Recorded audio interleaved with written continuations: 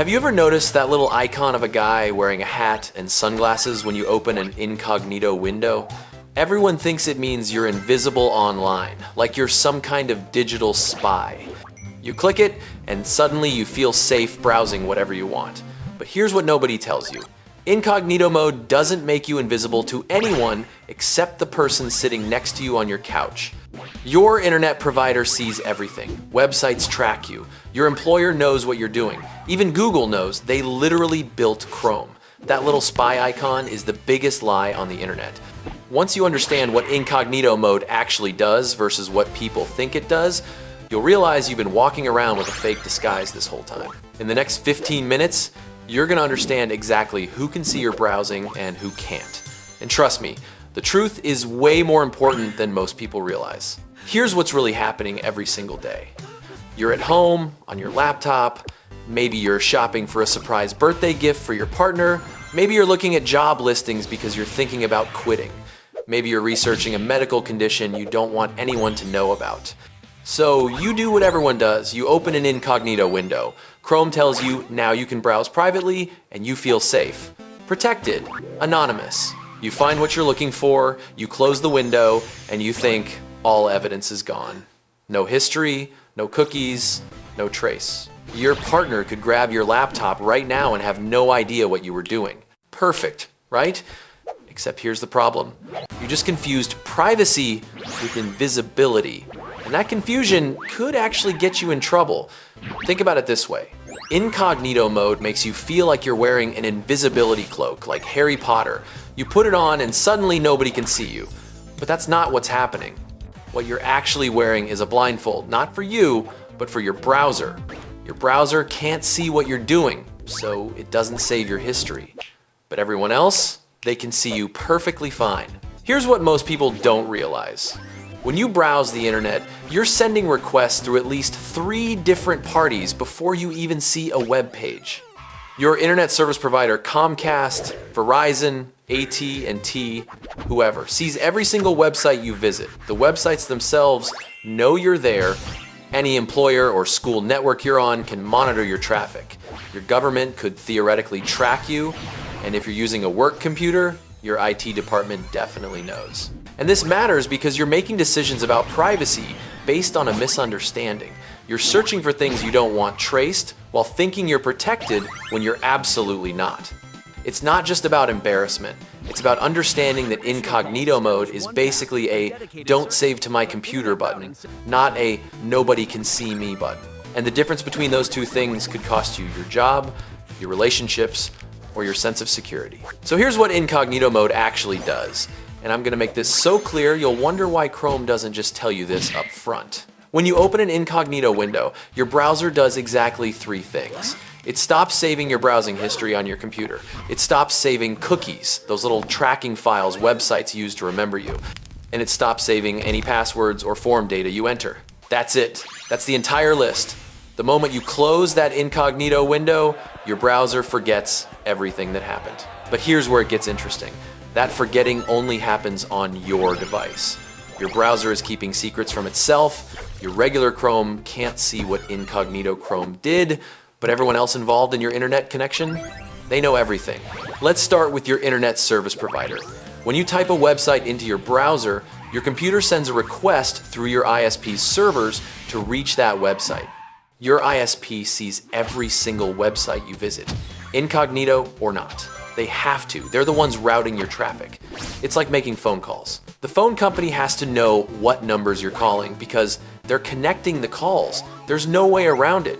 This matters because your ISP keeps logs. They record what websites their customers visit, sometimes for months or even years.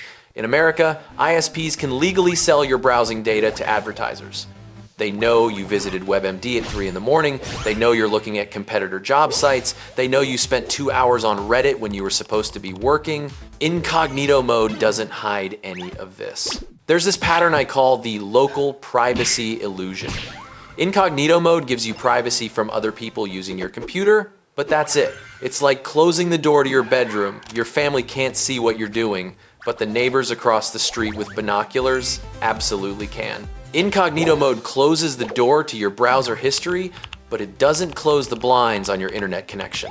Think of it like writing in a diary and then burning the page. The diary doesn't remember what you wrote, but if someone was reading over your shoulder while you wrote it, burning the page doesn't make them forget. Your ISP is reading over your shoulder. The websites you visit are reading over your shoulder. Burning the local evidence doesn't erase their memories. Your brain doesn't naturally think about all the invisible infrastructure between you and the internet because you can't see it. When we browse the web, it feels direct, like we're just talking to websites. But there are dozens of computers and servers between you and every website you visit. Each one of them can potentially log what you're doing. Back when we lived in small tribes, privacy meant going into the woods alone. But on the internet, you're never alone. You're always walking through a crowded marketplace, even when you feel like you're in private mode. Now, this next pattern is particularly sneaky because it catches people who think they understand incognito mode. Even if your browser isn't saving cookies, websites can still track you using something called browser fingerprinting. This is what I call the digital tattoo effect. Your browser has unique characteristics, your screen resolution, your installed fonts, your time zone, your language settings, your operating system. When you combine all these details, you create a fingerprint that's pretty much unique to you. Websites can use this fingerprint to recognize you across sessions, even in incognito mode. Google can tell it's the same person visiting YouTube whether you're in incognito mode or not. Facebook knows, Amazon knows. They don't need cookies to track you. Your browser itself is the tracking device. It's like trying to be anonymous by wearing a mask, but you forgot to hide your distinctive tattoo and your unique gait. People can still recognize you. And here's what makes this even more surprising. If you're logged into any account while using incognito mode, that account knows what you're doing. Let's say you open an incognito window and stay logged into Gmail. Google knows everything you do in that window because you literally told them who you are by logging in. The incognito part only matters for your local browser history. Google servers are tracking you the entire time. Think about Tyler. Tyler works at a marketing agency in Chicago. He's been feeling burned out lately, and he's thinking about looking for a new job. But he doesn't want his current employer to know he's looking because that could get awkward fast. So Tyler does what he thinks is smart. He uses incognito mode to browse LinkedIn and Indeed during his lunch break. Tyler spends weeks applying to jobs in incognito mode, thinking he's covered his tracks perfectly.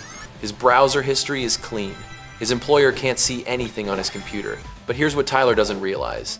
He's doing all this browsing on his work laptop, connected to the company Wi-Fi. His employer's IT department can see every single website he visits, incognito mode or not. The company has network monitoring software that logs all traffic. 3 weeks later, Tyler's manager calls him into a meeting. They know he's been job hunting. How? The IT department flagged that his laptop was spending hours on job search sites. Tyler's confused because he used incognito mode. He thought he was safe. But incognito mode only hides his browsing from the browser itself, not from the network he's connected to. Tyler's now in this incredibly awkward position of having to explain himself, all because he misunderstood what incognito mode actually protects. Now compare that to Alex. Alex is in the same situation, burned out, looking for a new job, doesn't want the current employer to know. But Alex understands something Tyler didn't. Alex knows that incognito mode only provides local privacy. So Alex does something different. Alex waits until getting home, uses a personal laptop, connects to a personal Wi-Fi network, and then browses job sites. No work devices, no work networks, nothing that the employer can monitor. Alex also uses a VPN, a virtual private network that encrypts the browsing traffic, so even the home ISP can't see exactly what websites are being visited. They can see encrypted data going to the VPN, but not the actual websites. This creates actual privacy, not just the illusion of it. Alex successfully finds a new job, puts in 2 weeks' notice, and leaves on good terms. The employer never had a clue. Notice how both of them wanted the same thing, privacy, while job hunting, but only one of them understood what actually provides privacy? Tyler trusted incognito mode to do something it was never designed to do. Alex understood that real privacy requires controlling who has access to your network traffic, not just your browser history. Here's what most people don't realize about all of this. It's not actually about incognito mode being bad or useless. It does exactly what it's designed to do. It keeps your local browser history clean. If you're shopping for surprise gifts or researching embarrassing questions and you don't want someone else using your computer to see it later, incognito mode is perfect for that. But it was never designed to make you anonymous online. The people who stay private online don't rely on incognito mode alone. They understand that privacy requires layers. Using your own device, using your own network, using a VPN, being logged out of tracking services, and yes, using incognito mode as one piece of a bigger strategy. It's not about being paranoid, it's about understanding the system. So here's what we've uncovered. Incognito mode hides your browsing from your local browser history, but not from your ISP, not from websites, not from your employer's network, and not from anyone monitoring your internet connection.